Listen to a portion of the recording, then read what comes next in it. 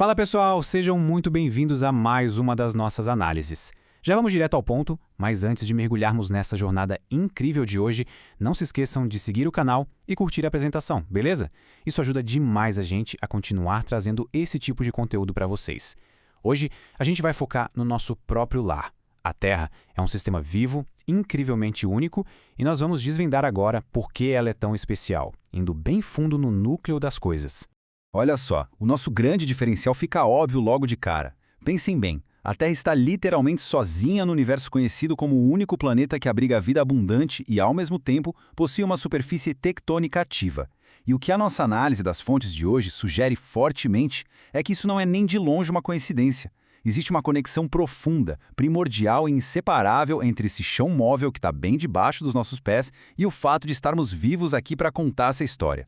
A nossa agenda de hoje vai passar voando por tópicos super interessantes. Vamos de um motor da vida até o nosso termostato global terrestre, entender como a Terra serve de escudo e nutrição, analisar o ciclo geológico e, por fim, viajar pela tectônica em outros mundos para tentar prever o futuro da habitabilidade. Vamos lá? Começando então pela seção 1, o motor da vida e as origens do motor tectônico. A crosta da Terra não é uma cascadura inteira, sabe? É tipo um quebra-cabeça gigante fragmentado em placas imensas que estão sempre se mexendo. Os dados indicam que esse processo todo começou lá atrás, entre 1 e 4,2 bilhões de anos. O mais surpreendente, o gatilho que deu a partida nesse motor vital podem ter sido violentos impactos de meteoritos logo no começo da história do planeta. E foi aí que a mágica aconteceu. Essa movimentação criou as fontes hidrotermais, que são literalmente rachaduras lá no fundo escuro dos oceanos. A água do mar entra nelas e é cuspida de volta, fervendo, aquecida pelo magma. As fontes que consultamos sugerem que foi exatamente nesses locais extremos, super ricos em energia, que as reações químicas necessárias para as primeiras formas de vida puderam acontecer. O movimento das rochas pode ter sido a faísca da biologia. Entrando agora na nossa segunda seção, o termostato global terrestre e como o planeta regula sua temperatura. Imaginem o contraste. Vênus tem um verão permanente quente o suficiente para derreter chumbo, enquanto Netuno vive um inverno completamente escuro e congelado. A Terra, por outro lado, consegue manter uma temperatura perfeitamente equilibrada, mesmo lidando com volumes insanos de energia. Para ter uma ideia, nosso planeta recebe anualmente maciços 175 vezes 10 elevado a 15 watts de energia solar. Uma parte disso rebate de volta para o espaço, mas os gases de efeito estufa naturais à nossa atmosfera garantem que a gente fique confortavelmente os 18 graus Celsius mais quentes do que ficaríamos num vácuo congelante. Mas olha, esse equilíbrio é muito delicado e exige manutenção constante. E por que essa manutenção é tão vital? Porque, em termos de matéria, a Terra é basicamente um sistema fechado. Quase nada sai e quase nada entra. Isso significa que elementos cruciais para segurar essa temperatura estável, tipo o carbono, não podem ser simplesmente jogados fora no espaço. Eles precisam ser reciclados aqui dentro mesmo. Se esse maquinário interno travar, o acúmulo ou a perda de gases causaria um aquecimento ou resfriamento catastrófico. Isso nos leva direto para a seção 3, escudo e nutrição. Como a Terra protege e alimenta tudo por aqui. Porque o papel das placas não é só controlar o termostato, não. Elas agem como um escudo impenetrável e como o maior sistema de nutrição da biologia do planeta. O movimento lá nas profundezas ajuda a manter o ferro fundido girando no núcleo, o que cria o nosso campo magnético. Sem ele, o vento solar já teria varrido a nossa atmosfera para o espaço há bilhões de anos. Além disso, quando as placas batem umas nas outras, elas formam as montanhas. A chuva vem, causa erosão nessas montanhas e lava nutrientes vitais como cobre, fósforo e zinco, jogando tudo direto nos oceanos e alimentando a cadeia alimentar inteira. Fora a diversidade incrível de habitats que essas dobras todas criam na superfície, né? Seção 4, o ciclo geológico, ou o ciclo profundo do carbono. Mas como as placas tectônicas movem esse carbono que a gente falou, tirando ele do ar e levando para as profundezas absolutas da Terra numa escala de milhões de anos? A resposta nos mostra que a natureza é um sistema de trocas épicas. O carbono viaja da atmosfera como gás, entra nos oceanos, se acumula no fundo do mar e aí entra o pulo do gato.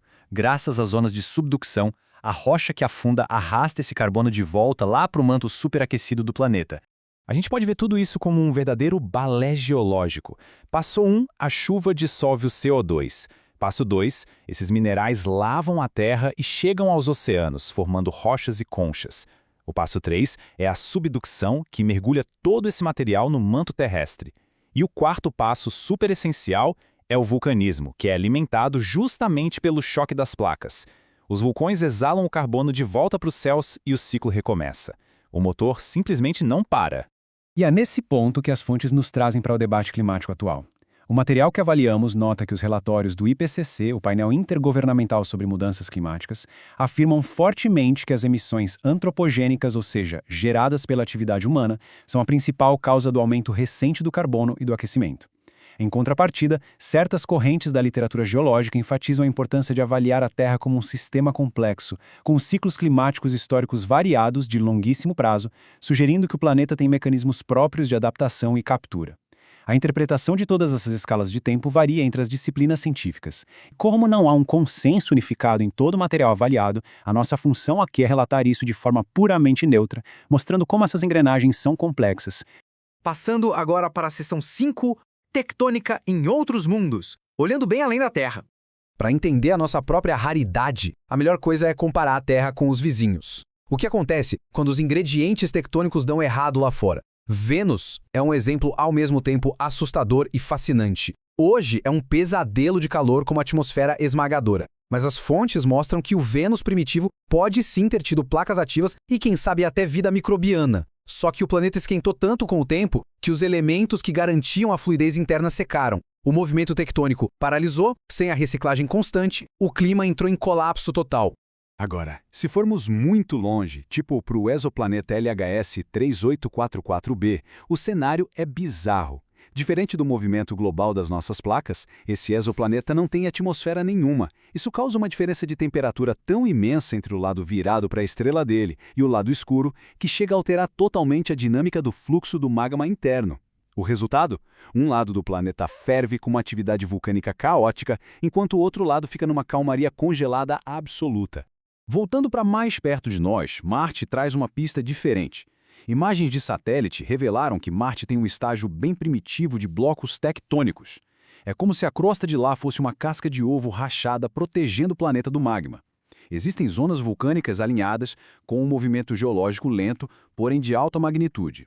Isso prova pra gente que as placas tectônicas existem fora daqui, mas essa afinação perfeita que mantém o clima e a vida, essa parece ser exclusividade nossa mesmo. Então, trazendo a bola de volta para o nosso quintal, a estabilidade da Terra se destaca muito.